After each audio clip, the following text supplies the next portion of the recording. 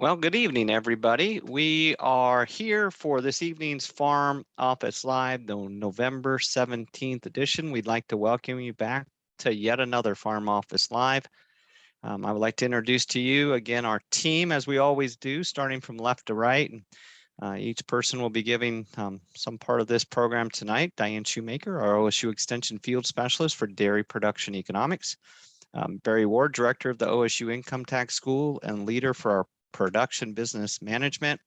Peggy Hall, who's the Director of the OSU Agriculture and Resource Law Program. Yours truly, David Marison, Extension Educator over in Coshocton County. And doing the magic behind the scenes once again tonight, even remotely, because the tax schools are going on across the state. We have Julie Strausser, OSU Ag Program Assistant, as well as Jeff Lewis, Attorney and Research Specialist there in Peggy's department. So we thank Julie and Jeff for all the work that they're doing behind the scenes to make sure that we get things dropped down into the chat box and get those questions to our specialist.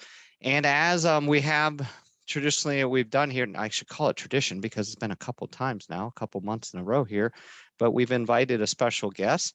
Margaret is joining us this evening, and we're going to introduce her in a few minutes, but we do have a special guest, and she's making time for us even in her preparation for tomorrow's Ag Econ update that is going to be out there across Ohio the next 2 days. Just as a reminder that the slides and the recording of today's presentations can be found at go.osu.edu/Farm Office Live.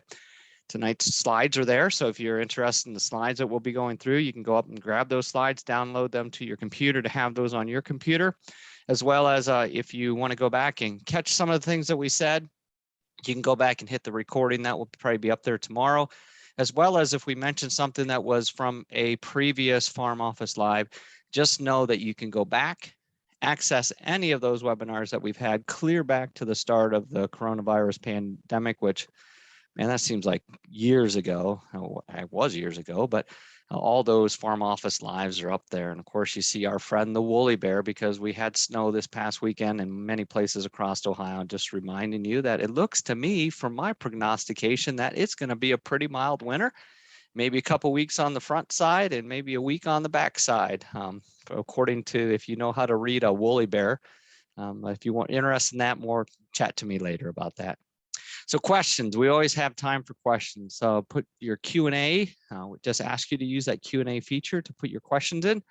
Drop those in the box. We'll be monitoring that as we go through this evening, and we'll try to answer those live or get it right back into the chat box or into the Q&A box, excuse me. Ask you to put those in the Q&A, and we use the chat for some of those other questions that you might have. You can watch that chat box because Julie does a great job of dropping some of the links that we mentioned, like emails and web links that you need, into those chat box. And of course, afterwards, if you have any questions for our team and can't remember those emails, all you have to do is remember my email, marison.2@osu.edu. Be happy to direct those questions out to the team members as you have them. Again, we'll always have an evaluation. We're interested in what you're saying afterwards, and this is how we plan for the next month's Farm Office Live. So we appreciate, as you exit tonight's meeting, that you'll go to a quick survey. Should only take you a couple minutes to do, just answer a few questions, and of course those open-ended comments that you give, we always appreciate. So if you could do that for us at the end of tonight's program, we would appreciate that. And our topics for this evening, again, we're going to introduce Dr. Margaret Jotlowski, and we're going to talk to her, visit with her. We have a federal legislation update. Of course, there's always something going on with federal legislation, so we do have an update. We've had some moving parts just this past week. Have a federal farm program update. Even though CFAP has gone to bed, we do have some other federal farm programs that you might be interested in, and then come back to the state side, see what's happening across the state of Ohio as far as legislation.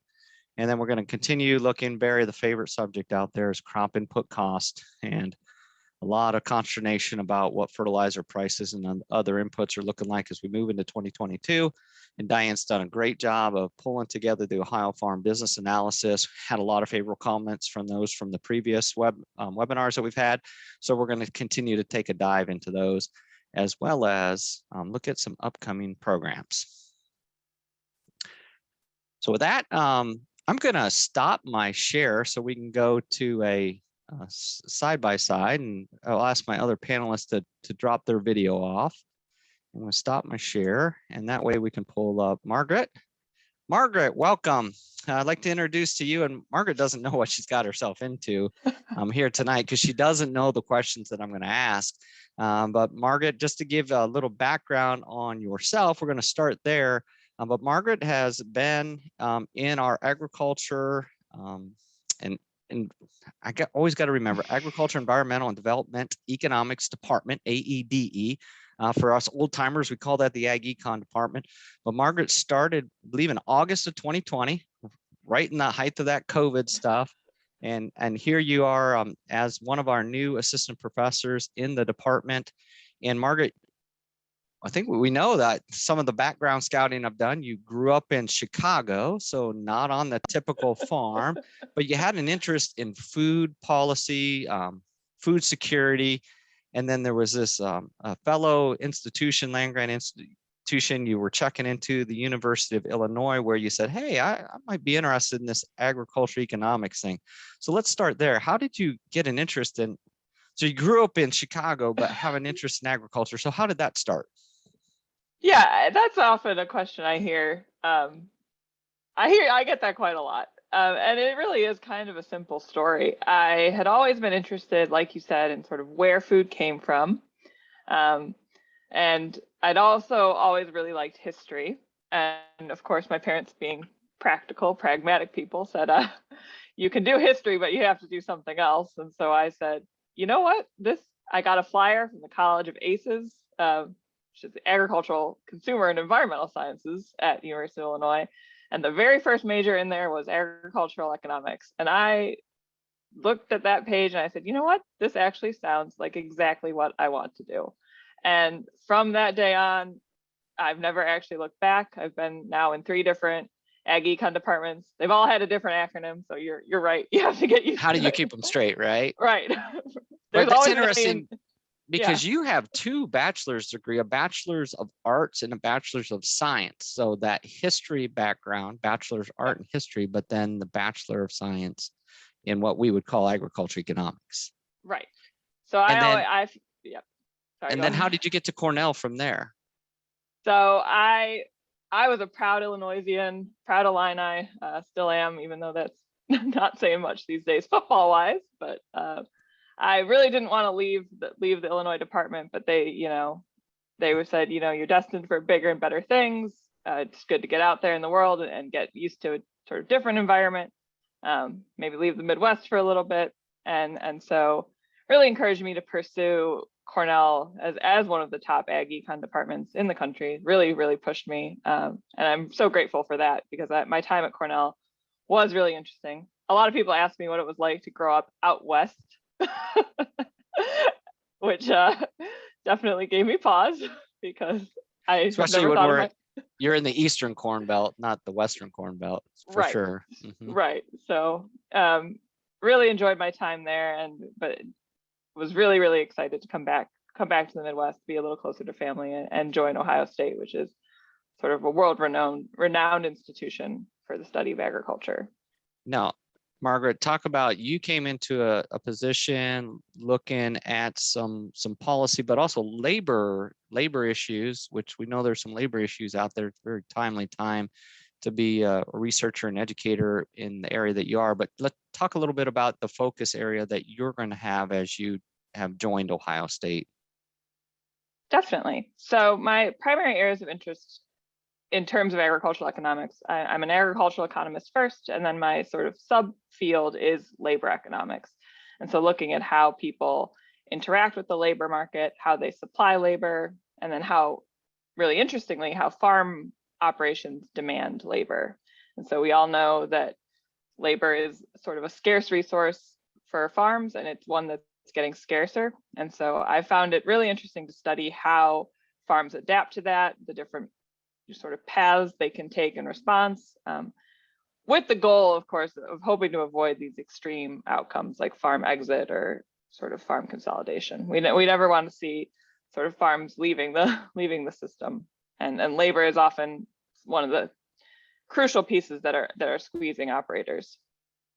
And we're hearing our farmers. You were out here at Coshocton County a few months back doing a farm management tour, and labor is one of those issues that kept coming up from a farm that is doing robotic labor, having robots to milk the cows, to labor that was using migrant labor to pick pumpkins. So tomorrow, and I want to give a plug for this, because tomorrow the virtual Ag Policy and Outlook Conference, actually it's going to be 2 days, tomorrow and Friday, but you're one of the keynote presenters tomorrow at 11 o'clock.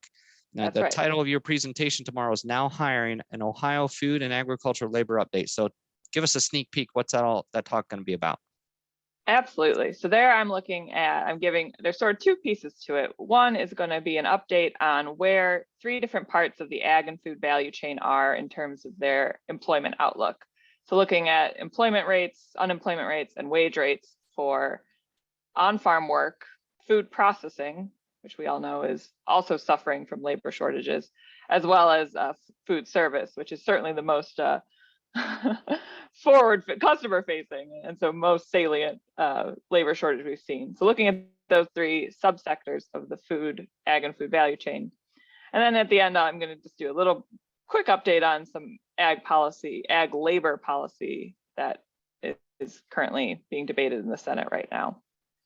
So that's going to be tomorrow at 11 a.m. You're going to there's a session at 9 o'clock, and then they give a break, and you're back at 11 o'clock and another session at 1. We're going to talk more about that later this evening, about giving kind of a highlight of the 2-day program that our department's putting on for producers and agribusinesses out there across the state.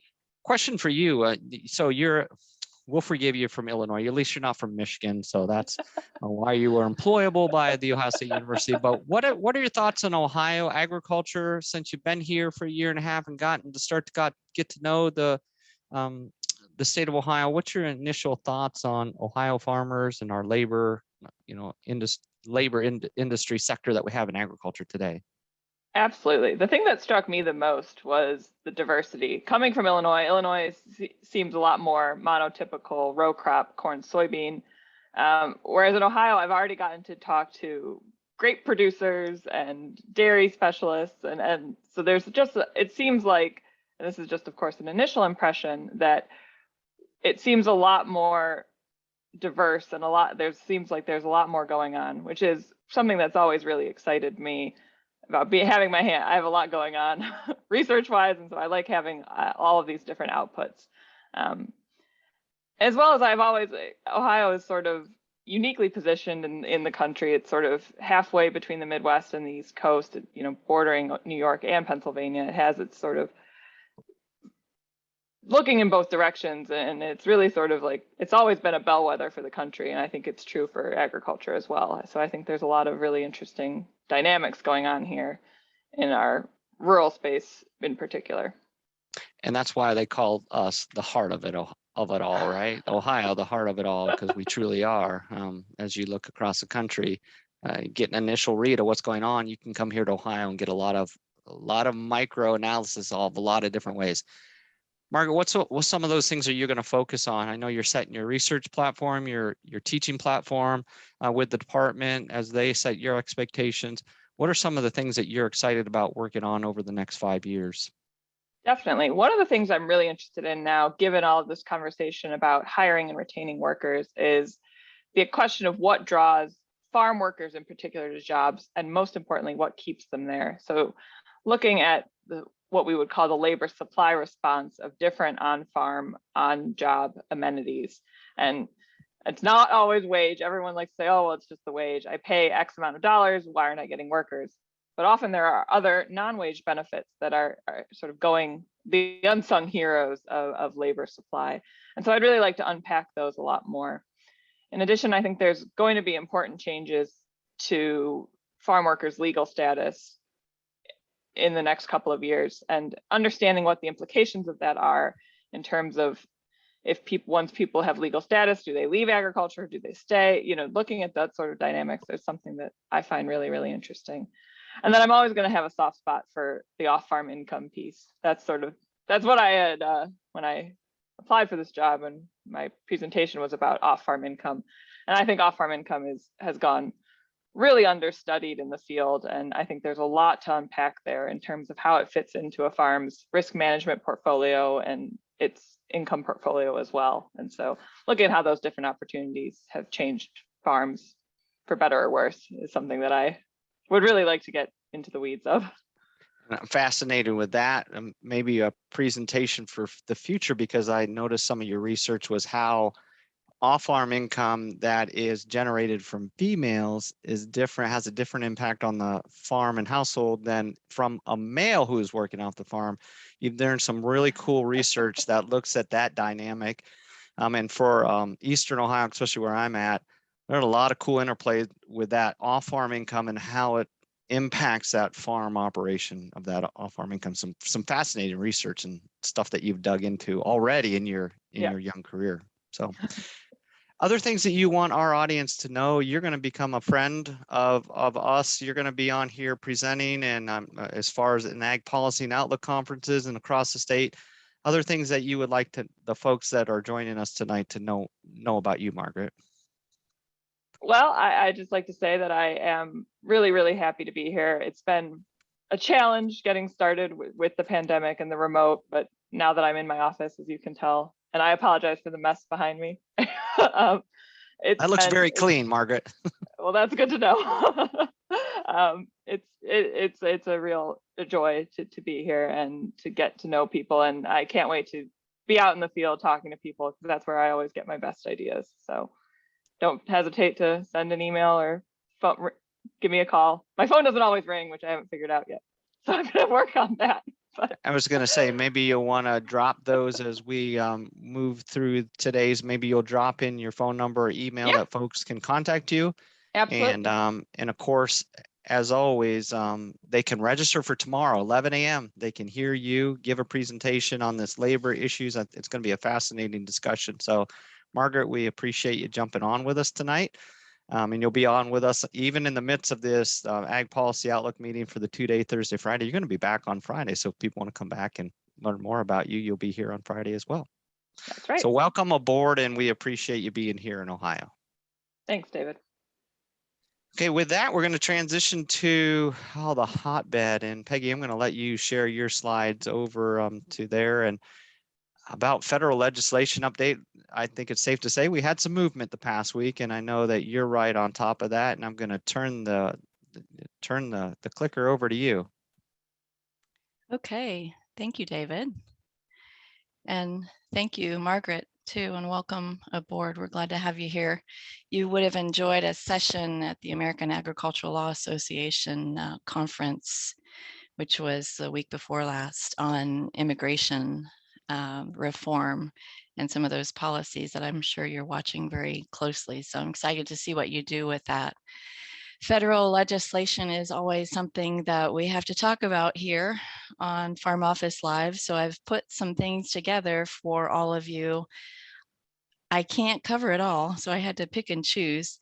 But even so, I was worried as we were talking beforehand that I have too much to cover. So I apologize if I move too quickly through some of these things, but there's a lot to talk about in both state and federal legislation this month. So let's start with revisiting. Any of you who were on the Farm Office Live last month saw this chart that I put together, trying to sort out where these different major pieces of legislation are at the federal level and keeping track of what's happening, what needs to happen, what has happened, what's coming up next, because those big issues have definitely distracted Congress to a large extent from some of the other issues that we're hoping they will get to. And so I've updated the chart. It's a little bit messy, but that's because I've made revisions to it according to what has happened since the last time we met here on Farm Office Live. So you can see in the highlights that the big thing, of course, that everyone knows and is talking about is that infrastructure bill going through. It did pass November 5th and was just signed by President Biden here on the 15th, Monday. And that is not what we expected. That's not what we were talking about last month. We thought that that would go hand in hand with the Build Back Better reconciliation bill. But as many of you are aware, politics played out and we had the infrastructure bill go first, and it's done. So check that off the list. Build Back Better. First, they were saying it was going to go this week. Now they're saying by Thanksgiving, but a lot of it's going to be held up by that score that the Congressional Budget Office gives to that package. And many of those centrist Democrats saying that they're not going to support it if it leads to more deficit. So a lot of breath holding going on there. And I'll show you a few pieces on that as to what it looks like the ag portions are going to come in at for those expenditures. So that's where we are. The other thing about Build Back Better too is it seems to be settling now around 1.75 trillion. So that's the update to the chart. If we look at that Infrastructure Investment and Jobs Act, this I thought was a nice illustration of where the monies are going under that provision. So ended up at 1.2 trillion, and about half of that is continued spending, continued funding for highway and infrastructure projects. And some of it is new spending for some new projects and new purposes. So you can see here by this chart, which I thought was a rather artistic way, don't you guys think, to make a chart like this? It reminds me of one of those Rorschach tests or whatever they were called that we all had to take long ago to discern our personality type or something. But you can see the big expenditure here, roads and bridges, and then some of the smaller ones coming down to the electric vehicles and school buses and transportation safety and community repairs, and then a lot of other issues in between that fall under this huge bill, 2,700 pages of infrastructure projects and priorities. So that's coming. That's now out and live, and there's already a task force put together to implement the priority items first. But an important question is, well, what does this mean for us here in Ohio? Not just Ohio Ag, but Ohio generally. And I found an economist who put some numbers together on what Ohio's share of that big package will be. And you can see that there's a lot of money coming our way, certainly as we would expect for highways, but bridge replacements, bridge repairs, public transportation options that many say Ohio is far behind other states on, electric vehicle charging networks, a lot of money for wildfire protection, even here in Ohio, and that might surprise some people. And also cyber attack protection as part of the broadband package that is put together. We have energy efficiency, that's the one number we don't know. That number is still yet to be decided as they share that among the states. 253 million for airport infrastructure, and then that broadband expansion that will occur, as well as those connectivity benefit payments that you may have heard about. 28% of our citizens will qualify for those. So that gives you an idea of where those dollars will go here in Ohio. But if we look just more specifically at agriculture, not Ohio agriculture, but agriculture generally across the country, I pulled out some of the things, and again, it's 2,700 pages, and every time I look at it, I find something new and different. But here are some things that I thought would be of most interest tonight. A lot of money going into pollinator habitat, especially along our highways and roadways, and invasive species detection and prevention. So a lot there that could potentially benefit agriculture. There are programs for protected regional waters, and the Great Lakes fall under those. So there will be even more money going into water quality for the Great Lakes. Something that has affected some of our livestock operations is that PFAS issue, those forever chemicals, and detecting those. So there will be more money going into research and detection of those PFAS chemicals, and that could benefit many in our livestock industries who are withdrawing groundwater for those animals. a number of different watershed programs are going to be beefed up and expanded. So those would be the ones coming under USDA and RCS. So we should see something there as well. And then resiliency is a theme that keeps coming up with the infrastructure bill, resiliency in many different ways, supply chain, environmental. The one issue that comes with that kind of supply chain resiliency is addressing some of those transportation issues that we had on our roadways with trucking. And so there are a number of different programs under there or exemptions that should affect transportation in that fashion. We have the livestock haulers exemption that went through that expands their boundaries there for not having to report hours of service if they're within 150 miles. So that should allow some of our truck drivers working for ag businesses, livestock haulers, to do a lot more with their time in that 150-mile region. There's also a pilot program in there that lowers the age, and this might scare some people. There was a lot of pushback on this one, of the semi-truck drivers to 18 years old with some additional training, but that would be coming down, of course, from 21. So again, trying to get more truck drivers on the road. And the last one in that regard is a task force to look at promoting women in the trucking task force workforce. And so the message I want to share with the men out there is one of the arguments for that one was that women are safer drivers. So we want more women driving our semi trucks on the highways, just in case you're wondering what that's all about. And again, expanding that workforce.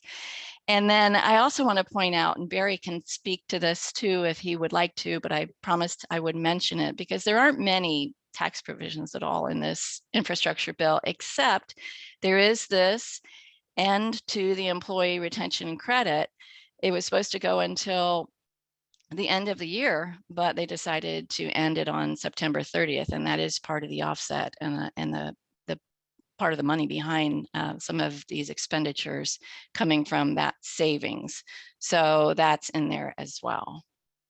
And then quickly, that kind of covers where we are in these. Just a reminder that we still have coming in December, those government funding and debt limit issues that will come back, revisit us as we look at that December 3rd deadline when funding runs out again, and whether we're going to deal, we kicked that down the road, whether we'll deal with that federal debt limit again here next month. A few other comments on Build Back Better. As we know, it's still very much a moving target, but I told you that the Congressional Budget Office put out some estimates of the expenditures based on the House Ag Committee's provisions in Build Back Better for agriculture. And they put a price tag of $81.7 billion together for those ag provisions, as you see here. There are a few miscellaneous expenditures, but you can see where that ag money is going now, according to the CBO estimates, and pretty evenly spread among forestry and wildfire protection, additional forest activities, as well as rural development. And with that would be some debt relief and loan forgiveness and credit provisions in that 25.3 billions. A little bit about research in urban agriculture, not quite as large as the others, but conservation programs also coming in at about 1/3 of those expenditures. And then I'm already over my 10-minute allotment. I'm sorry. I'll quickly go through. I want to highlight a few other pieces of federal legislation. There's a battle going on over this issue of cattle price discovery and cattle price transparency. There is a bill about to be introduced by this bipartisan effort that would tackle that issue, but there's already another bill introduced. And so I'm not sure which one will go with. It depends which media report you refer to. Some are saying this one with Grassley in the lead is going to be the one that will play out. But others have said the other bill, which I'll show you here, with its 23 bipartisan co-sponsors is going to play out. Now, really, many parts of this were swallowed up in the Grassley bill that just, as I said, is about to be introduced. In either regard, what they're trying to get to is requiring those packers to share information, to share their contracting methods, to allow our livestock producers to be more aware of the contracting terms as well as the pricing, that transparency issue. And so where we will end up on that, I think, is still a little uncertain. So next month, I expect that we'll start to hear which one of these bills will be the one that will be actually moving through Congress.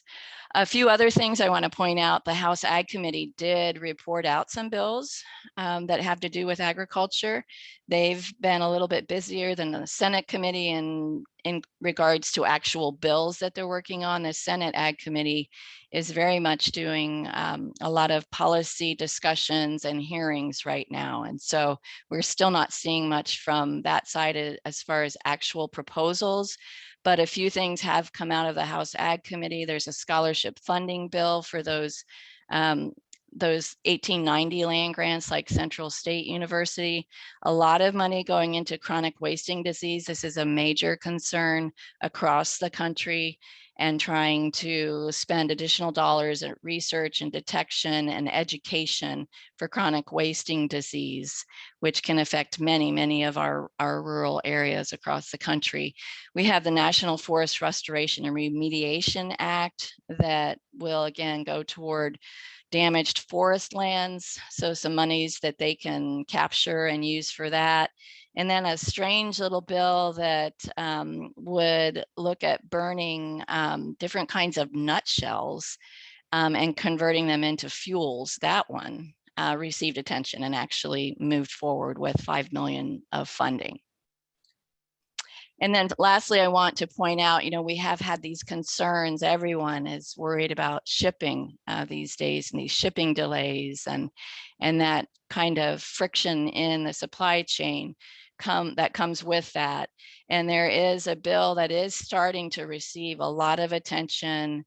It hasn't moved, it's simply been introduced. It was introduced back in August, but it now is starting to receive a lot of attention, a lot of co-sponsors signing on to this bill that would address shipping practices from the international perspective and try to address what many see as unfairness, of course, and causing some of those kinks in the system right now. So I'm not even going to try to explain all of the provisions in this bill. As you can see, it's pretty detailed, but I think that you learn a lot by looking at some of the quotes about it that I've provided for you here, that basically they're trying to get to those bottlenecks to stop what many claim is, a Chinese exporter type problem, and to open up those ports and get things moving again.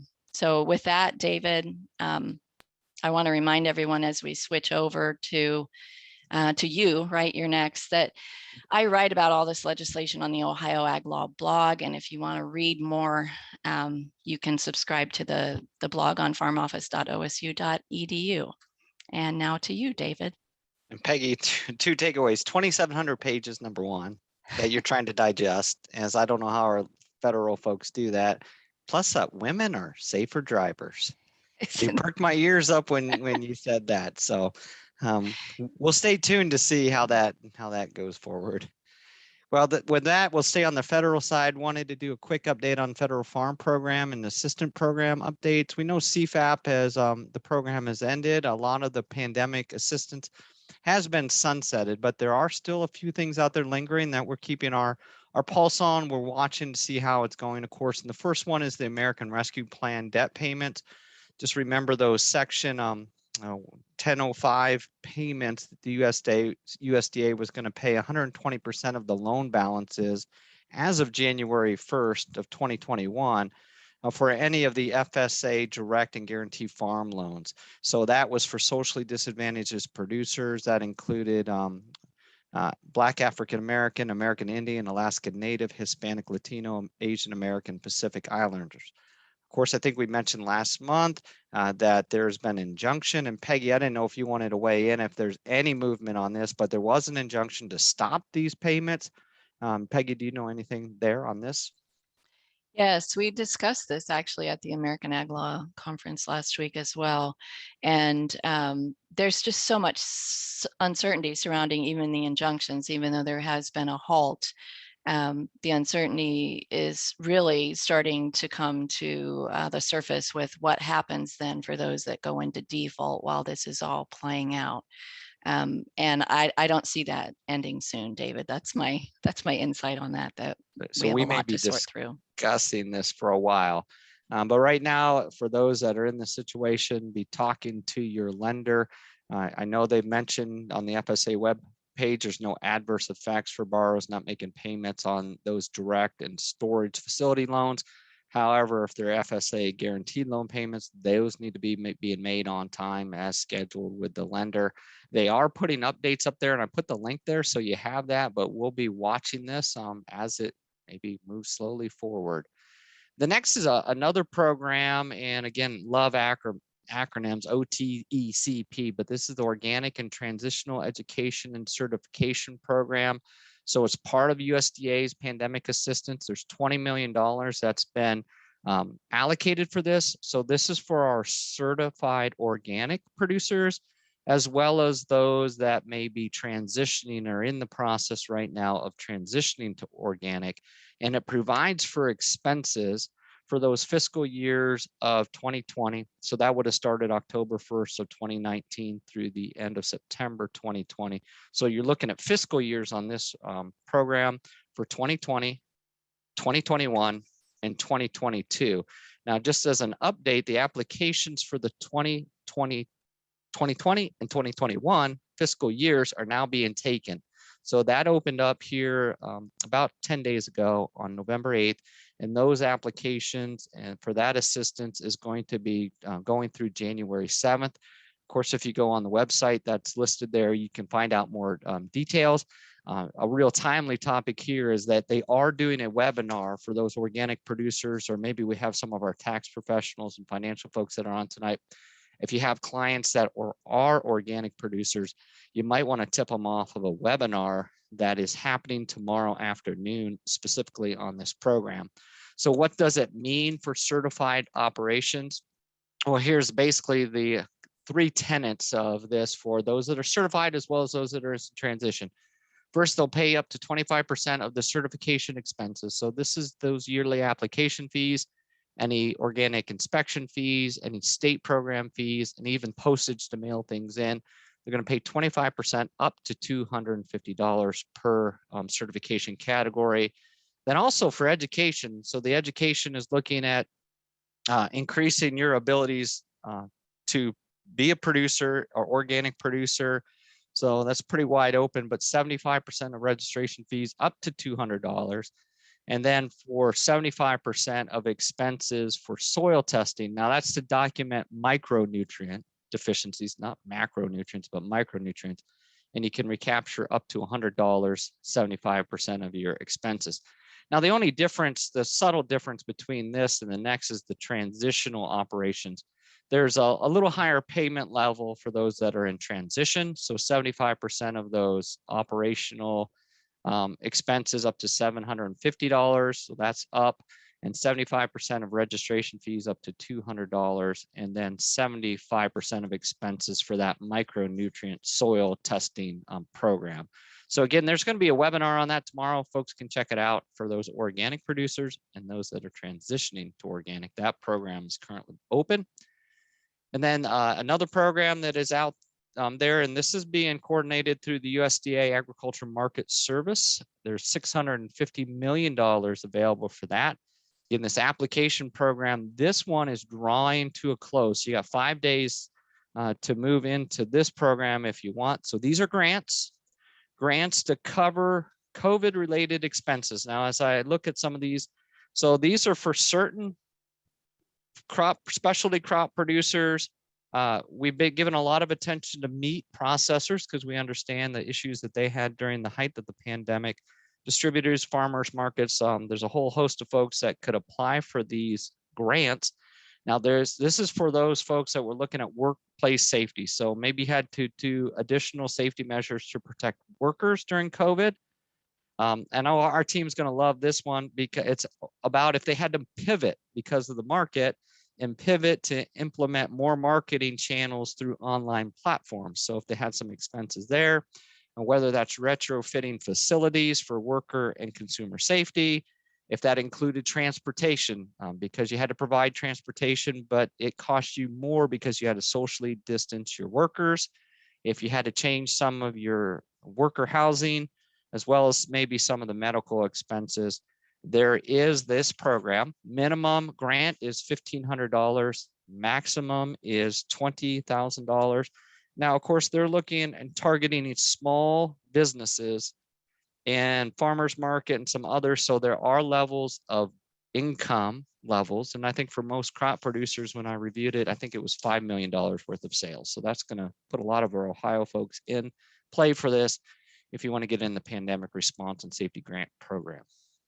And then this is the one that we've had a little perk in the news here even this week, but there's $700 million in competitive grant funding that they, in fact, Agriculture Secretary Tom Vilsack reported this on September 7th. So something we've been kind of monitoring over the last 2 months about this $700 million in competitive grant funding. So again, another grant program to help farm workers and meat packing workers with this pandemic related health and safety expenses. So that include, again, PPE, it could include dependent care, could include quarantine expensing, as well as testing. So there's this program, it's forthcoming. When they announced it in September, they said that they would have a forthcoming RFA request proposal for this for state agencies and nonprofits to distribute this money.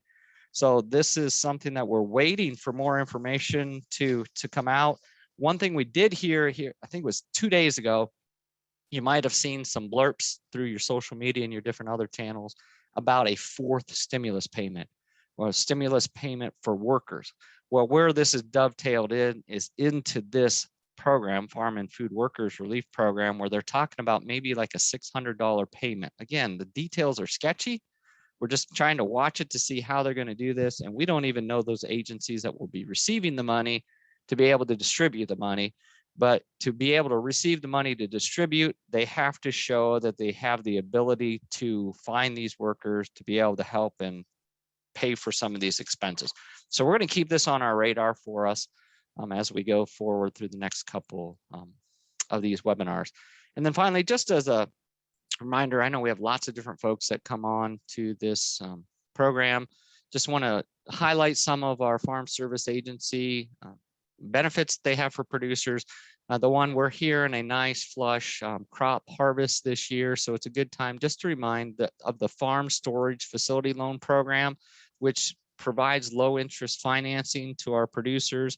So this could be anything from doing our traditional grains that we have here to hay, to honey, to fruits and vegetables, to floriculture, to hops, to maple syrup, milk, cheese, yogurt, you name it. It could be drying and handling systems, as well as storage and handling trucks. So there's money there available for folks that are looking to increase their storage facilities. Loans can be from 3 to 12 years. The maximum is $500,000, but just some incredible rates. Incredible rates on just a 3-year term is 0.6%. On a 5-year term, that's 1%. And for a 7-year, 1.375. So for folks that are looking to increase storage, maybe looking at doing some different things to increase their capacity for the products that they're producing, now is a great time to stop into your Farm Service Agency office and talk about farm storage facility loans. And then we've been waiting. I know those dairy producers have been waiting, Diane, about the dairy program update. So I'm going to turn it over to you to talk about this one. Thanks. If you just keep that slide up there for a sec, that'd be perfect. So you're right, David. I look back and we first mentioned the changes to the dairy margin coverage program in January.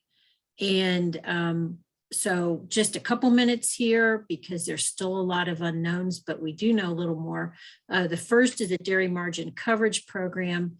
And one of the keys in our discussion today is, to remember that that is operated through USDA's Farm Service Agency. It's an ongoing risk management opportunity for dairy producers. There's been some improvement since it was first legislated in the 2014 Farm Bill. And right now, what we should have dairy farmers doing is signing up for their 2021 coverage. However, they haven't opened 2021 coverage sign up yet because they're working on the final details for the supplemental dairy margin coverage opportunity and to then also implement a change in price discovery for alfalfa that's used in the feed cost piece of that. But two opportunities we really need to be keeping in mind for dairy producers are that they do consider this risk management program. There is a cost to that. It's unusual in that respect, but farms can buy up coverage of a margin. And this year it has been a real important input on the dairy farms that participated. And for 2020, we had 746 farms, dairy farms in Ohio who participated and have some production covered there. So those farms who had less than 5 million pounds of production history when that was first established have the opportunity with this supplemental dairy margin coverage. If they have expanded production since then, they may be able to add production history up to 5 million pounds. So if they hadn't reached that 5 million annual pound production history limit, there's going to be an opportunity to increase their production history. And that's going to be a real important thing for those farms to do. And the alfalfa price discovery mechanism, that's retroactive to 2020. And also any indemnities that have been triggered in 2021. And so that will happen automatically. A farm who is signed up will just see that adjustment come. So dairy margin coverage, we're expecting sign up here shortly. So that's one opportunity our farms need to keep in mind. We'd also talked earlier about the Pandemic Market Volatility Assistance Program for dairy. This is a different kind of a program. It just was legislated this year and they're working through the process now. It is unique in that it is not being implemented through Farm Service Agency, but it's being implemented and happening through USDA's Agriculture Marketing Service. And it is a one-time thing. It is for the months of July through December of 2020. It's going through Ag Marketing Service because it relates directly to what a producer was paid from their processor. And so USDA AMS is currently working through the process of talking to the handlers and cooperatives. They said there were about 200 of those in the country, and they were pleased. I talked with a representative yesterday, and they were pleased with the number of handlers that have signed up. They don't have actual signatures yet. When they do, we'll be able to share who is participating and who is not. However, a key point that I want to share now is that if a farm is shipping to a cooperative or a handler who chooses not to participate, they are planning on developing a way that those farms can apply for this.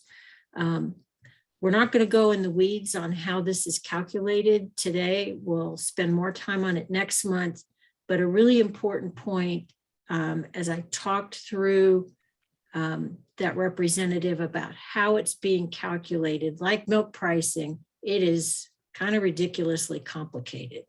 When the information first came out about the program, my interpretation was that it was going to be based on our negative producer price differentials, which were substantial.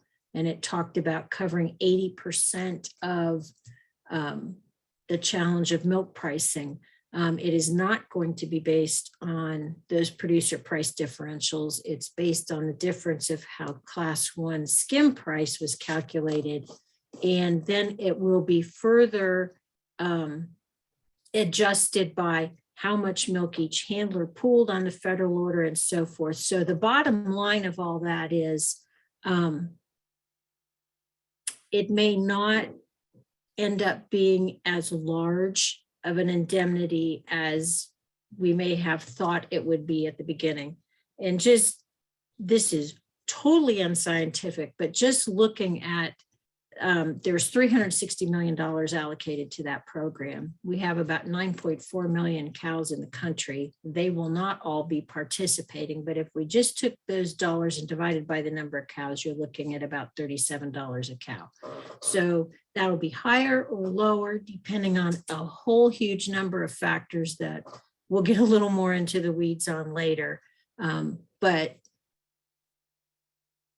there may not be, it may not initiate a lot of additional income tax planning needs. Let's put it that way. So just a quick look at those, David, and we'll be looking at those further as information comes out. And leave it to a dairy program not to be simple. Right? Yeah, what a surprise. All right, thanks, Diane. We're going to bounce over to Peggy, and Peggy's going to give what's happening here locally in Ohio legislation update. Peggy, it's all yours. Thanks, David and Diane. And I know many of you are probably anxious to hear from Barry on crop inputs, but we just have a little more law to get you through before we get there. The highlight of the night, talking about those crop input issues. So I've been scouring through what's going on down at the State House, found a newly introduced piece of legislation. So Barry, you'll like hearing this. It has the word tax in it. An income tax credit proposal that was introduced late October. It has been referred over to the Senate Ways and Means Committee. So this is over on the Senate side. And it provides, interestingly enough, a refundable income tax credit for qualifying donations of either cash or real property, tangible personal property, or even services to townships.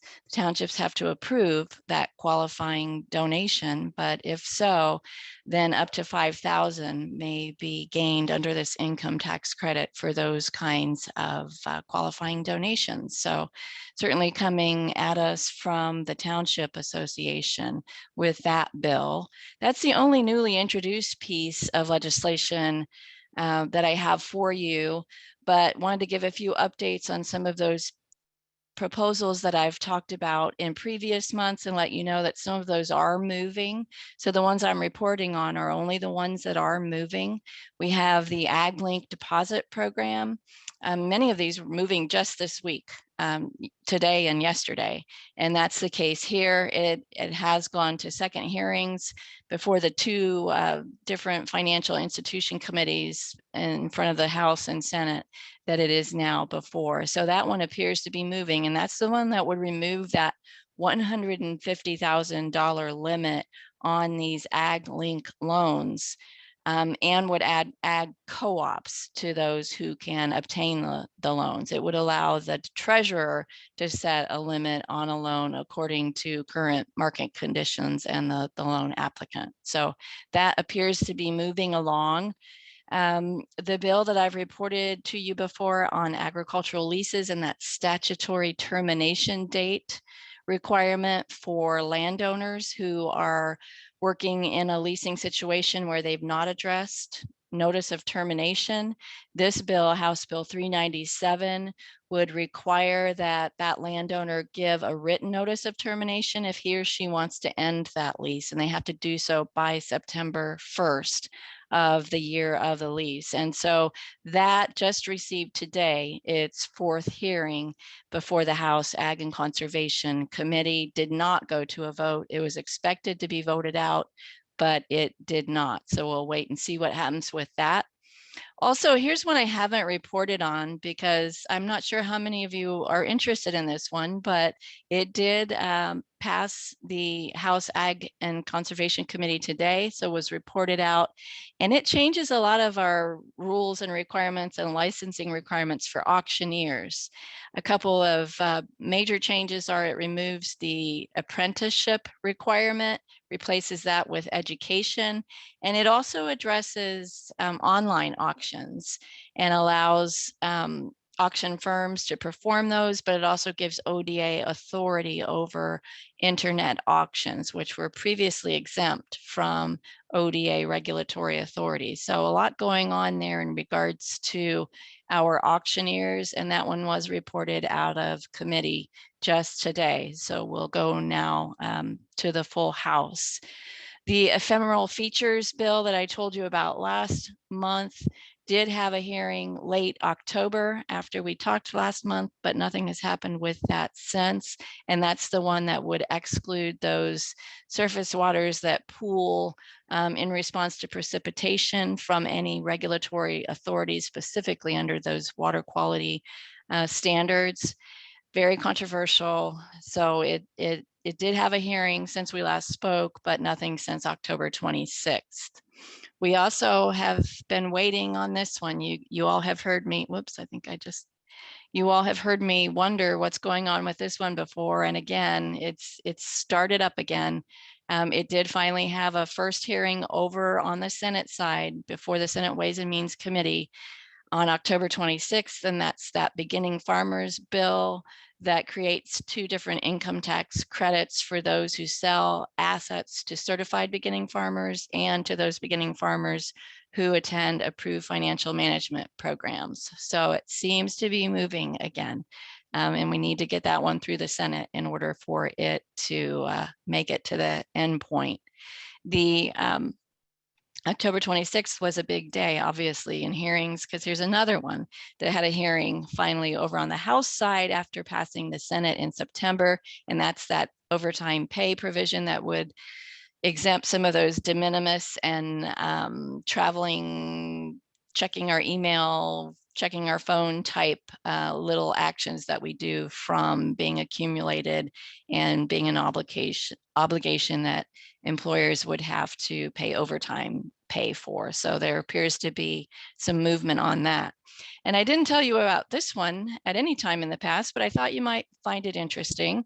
There is a joint resolution, which is the procedure that the General Assembly has to use in order to try to amend the Constitution.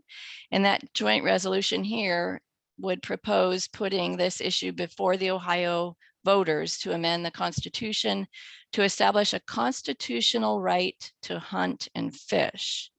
If it passes through both sides of the House here, it will go to the ballot voters. We all would have an opportunity to vote on it next November of 2022.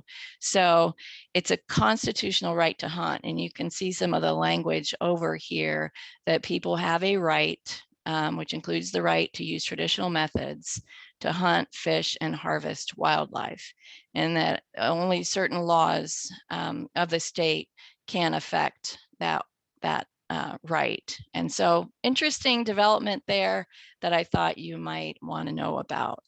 And then last, another piece that I had not caught before that I found, because it's over in a different committee. It's not an ag bill per se, but certainly could affect many of our ag estates, David, that we work so closely with. We talk about prenuptial agreements when we work with our farmers on estate and transition planning. Well, this bill would allow post-nuptial agreements and would allow married couples to agree to modify both their pre and post-nuptial agreements and to modify their legal relations by written agreements, which currently is not permitted under Ohio law.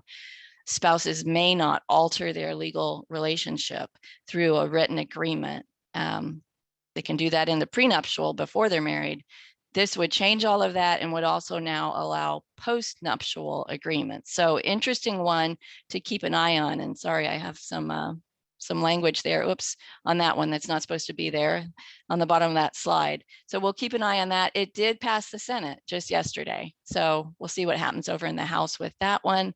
And then finally, many of you probably have heard about this one in the news, so I thought it worth a mention, and that's the Business Fairness Act. It just passed the Senate yesterday after passing the House back in May. And this is the one that would allow all businesses to be treated the same as those essential businesses when it comes to their operations during a pandemic, an epidemic, or a bioterrorism event. If the Department of Health would order that they have to cease operations, that order could be basically overcome by that business observing those same safety requirements that our essential businesses are observing.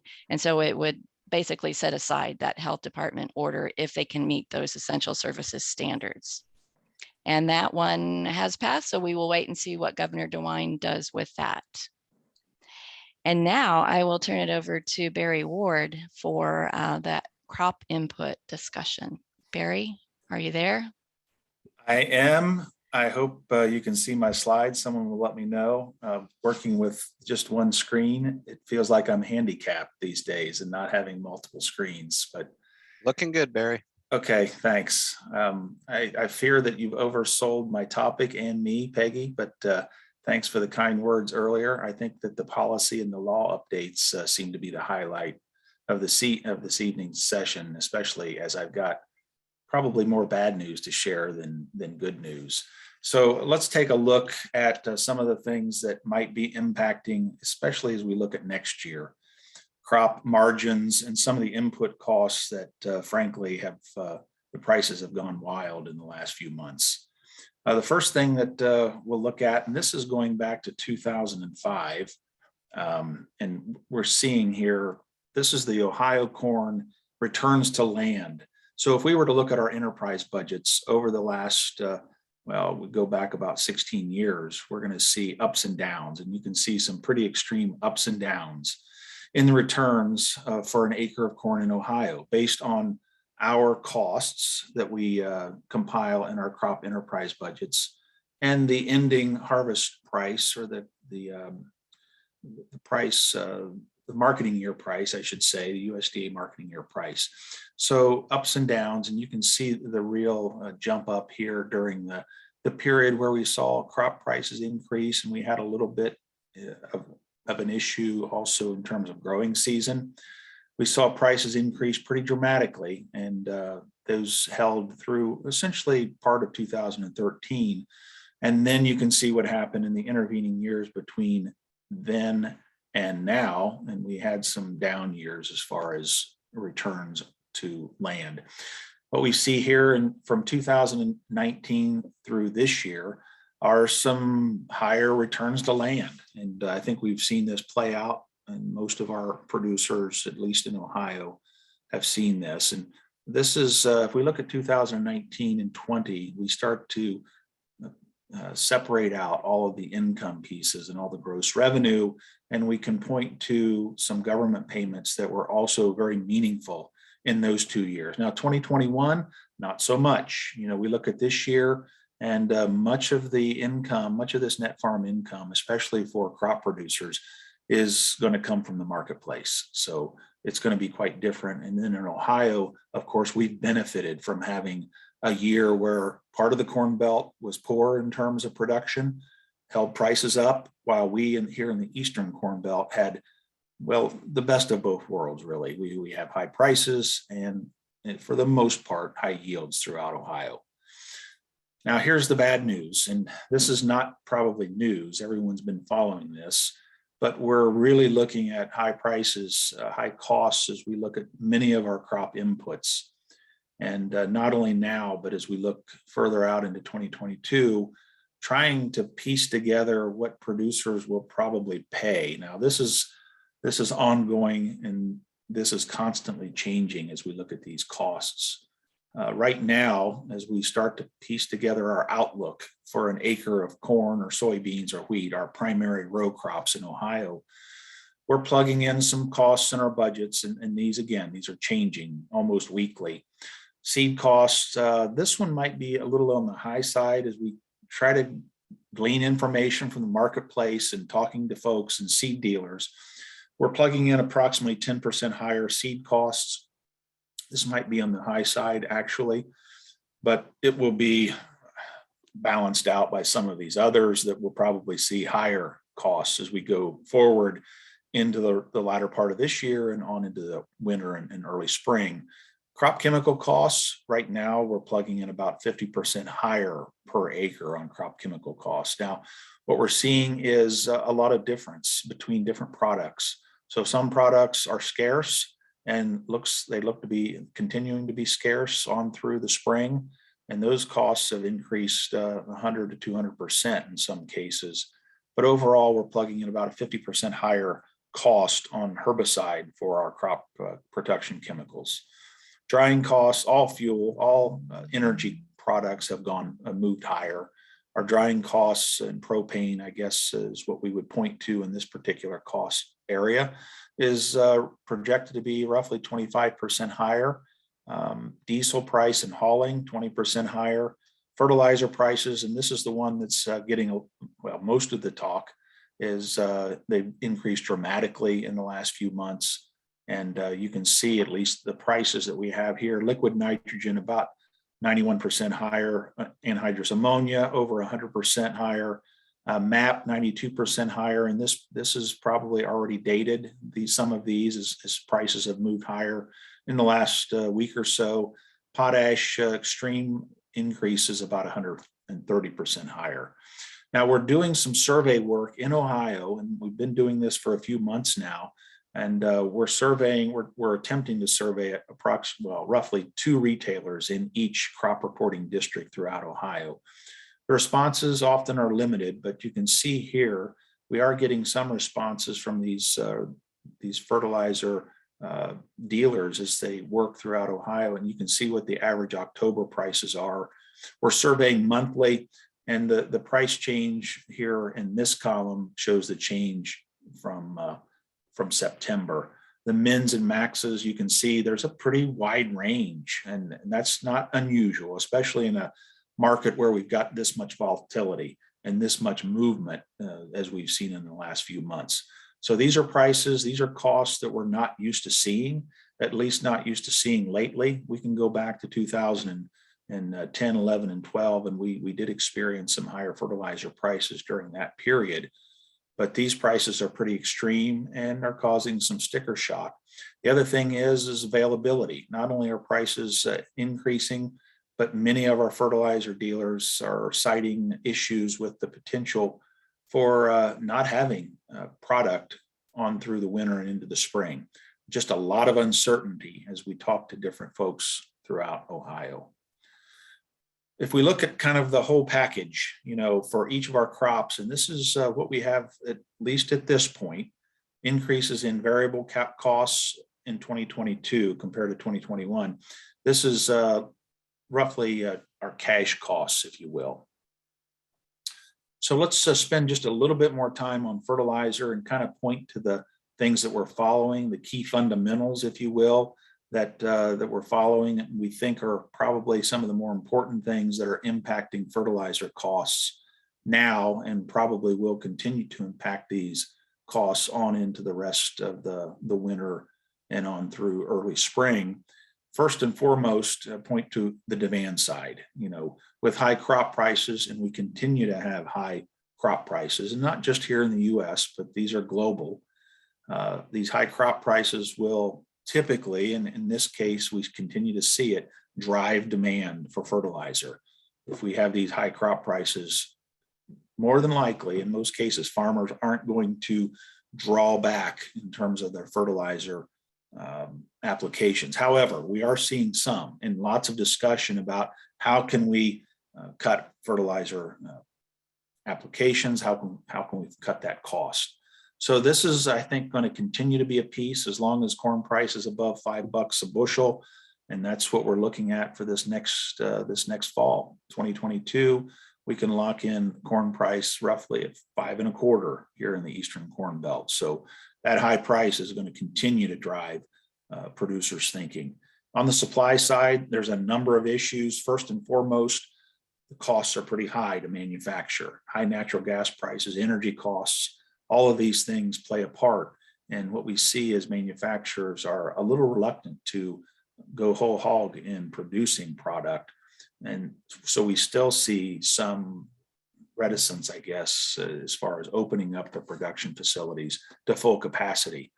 And we're going to continue to see this until we see a little bit more softening in this energy complex.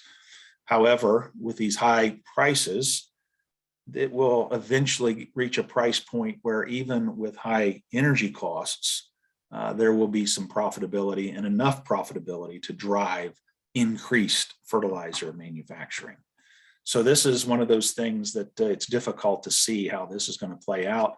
It's kind of one of those things where it will depend a little bit on that combination of costs and price of product to determine and trigger some additional manufacturing, which would then in turn ease some of these prices that we're seeing, some of these costs. Shipping issues, this has already been mentioned. This is nothing new. We've been dealing with this globally, and we know that there are some things that will have to get worked through, all the supply chain issues. This is something that it's another uncertainty. You know, in some ways, I'm hearing some news stories where some of these shipping issues are starting to get worked out. And then I read another story that indicates that they've gotten only worse. Of course, Hurricane Ida, it disrupted things in the Gulf. And what we saw was, and we have some fertilizer manufacturing down in the Gulf that was disrupted for a couple of weeks and more, depending on the actual production facility. And of course, we have a lot of import and export coming in and out of that particular port and that particular up through the river complex. So that only exacerbated some of these prices that we're seeing for fertilizer, although much of that is starting to get worked out. And we're seeing much of that production capability come back online, but it did cause at least a temporary stoppage. Some other things that are more global. You know, we look at China, and they indicated that they're going to halt phosphorus fertilizer exports to the world, and they're a top and lead phosphate fertilizer exporter, exporting a lot of product to India and other points. So this has only made the problem worse in many cases, especially for phosphorus fertilizers. Recently, we had suit was filed with the U.S. ITC, and the U.S. ITC indicated that they were going to levy countervailing duties, tariffs, on phosphate fertilizers from Russia and Morocco due to dumping product in the U.S. at below fair market value, if you will. So these duties are already in place. And what we've seen lately is that some of the ag groups, and 5 in particular, have filed a court brief asking the U.S. ITC to overturn tariffs on these phosphate fertilizers from these two countries. So right now there's a back and forth going on, but these actual countervailing duties are in place now as we speak. And another concerning piece, especially on this stage, is that recently 3 fertilizer manufacturers filed an anti-dumping petition with US ITC for dumping liquid nitrogen, UAN products, by both Russia and Trinidad and Tobago. So these are pretty important countries as we look at the fertilizer, and in particular the nitrogen complex, and how that's exported, and then how we in turn import some of that product here in the US.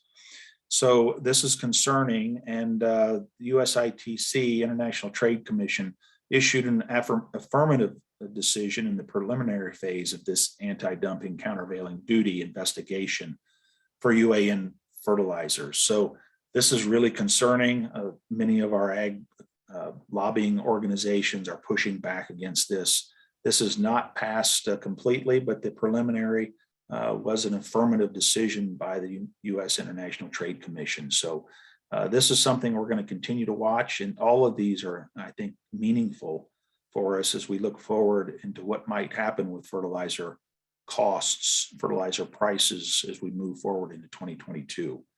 So I wish I had better news. There are some bright spots, but they're pretty small.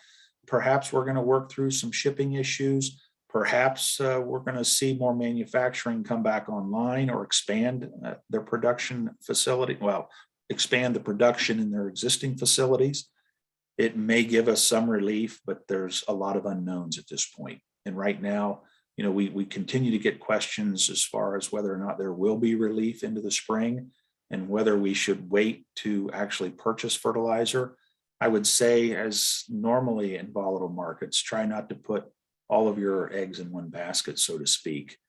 Probably trying to spread out that risk in different strategies. Well, that may be the best bet.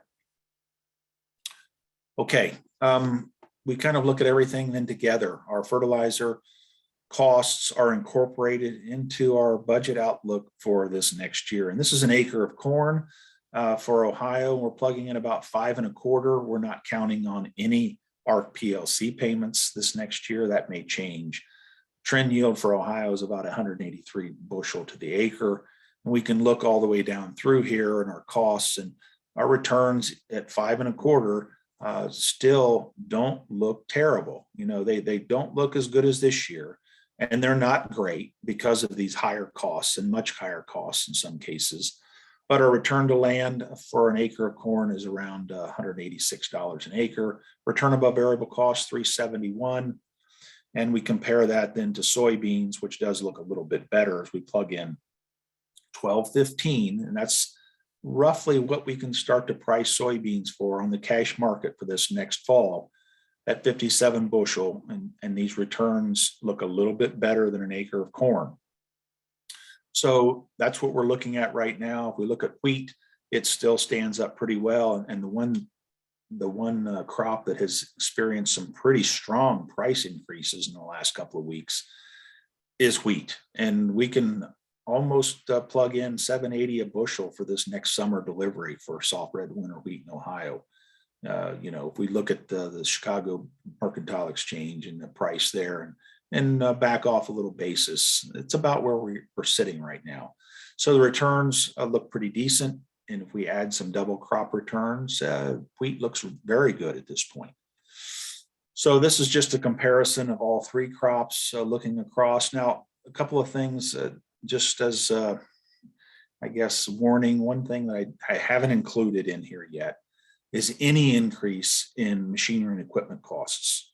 So if anything, these numbers probably will look a little weaker as we start to look very hard at the machinery and equipment complex, if you will, and try to figure out exactly how much additional cost per acre should be factored into each of these 3 crops due to shortages in machinery and equipment. We all know that's out there, and the higher price points that we're going to see and we're already seeing on machinery and equipment. So these numbers will likely be a little bit softer, but still, all in all, with these higher crop prices, not too bad for this next year as we look at it now.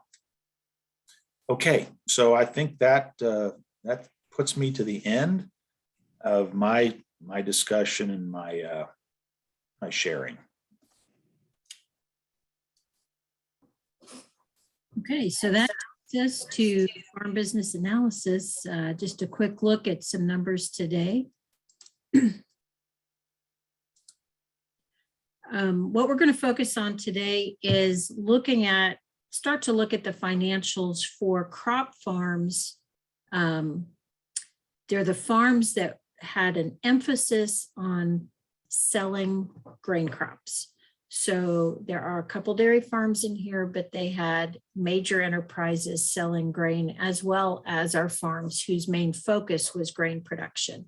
So that group included 24 farms in 2020 that met the requirements of completing a whole farm analysis. When we looked at our enterprise analysis, those farms completed enterprise analysis. Here we're looking at what we term the whole farm analysis, so those financial measures. So Most of these farms completed that enterprise analysis. There were a few who did only the whole farm, but those have the numbers that we're going to be looking at today. So 24 farms met all of the accuracy checks that are involved in doing an analysis. So the first items we're going to look at are the liquidity and solvency measures. So first one is going to be our current ratio.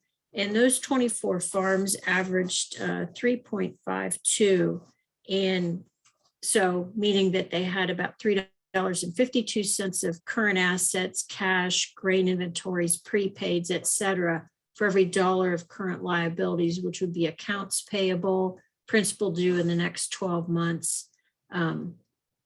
Those are the primary accrued interest contributors to current liabilities. And as an industry, we like to see that greater than 2. So pretty strong as they ended the year here. This would be our ending current ratio. And working capital was very strong in terms of, it's a big positive number. We have to look at the comparison to gross income to know whether it's sufficient for the size of business. But all our farms averaged 561,000 of working capital or current assets less the current liabilities.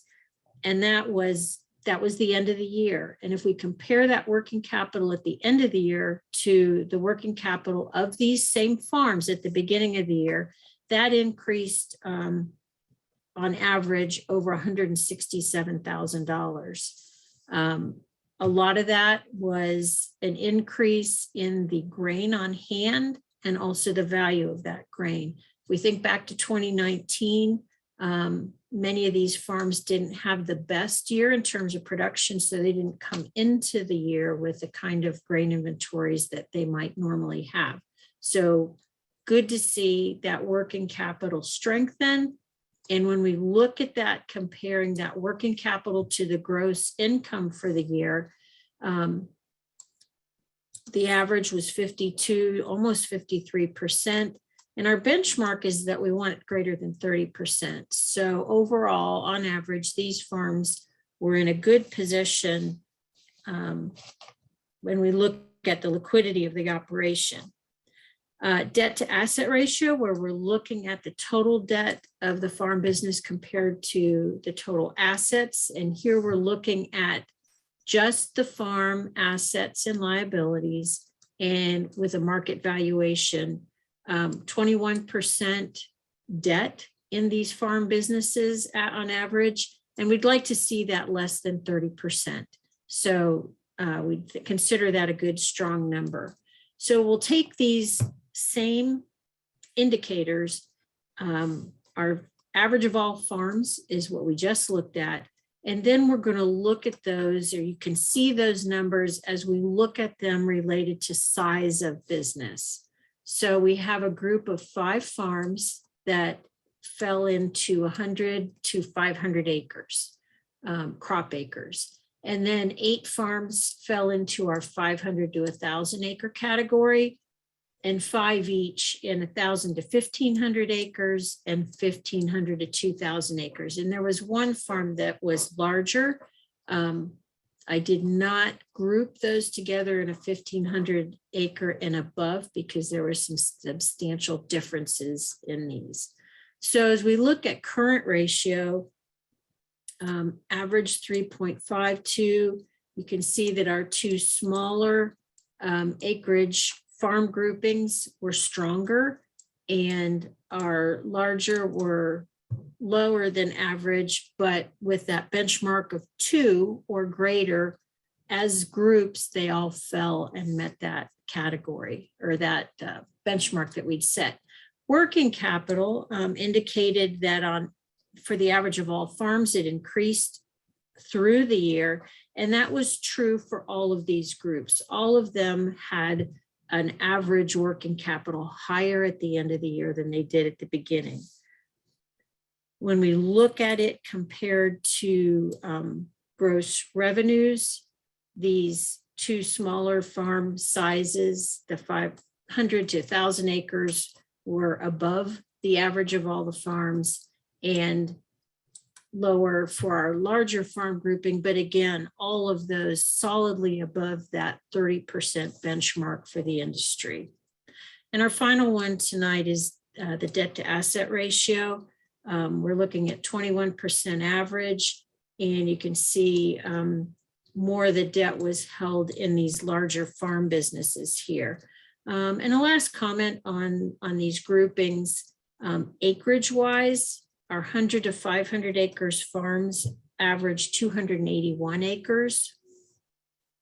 In our 500 to 1,000 acre group, our average crop acres were 695. In the 1,000 to 1,500 acres, 1,276 crop acre average.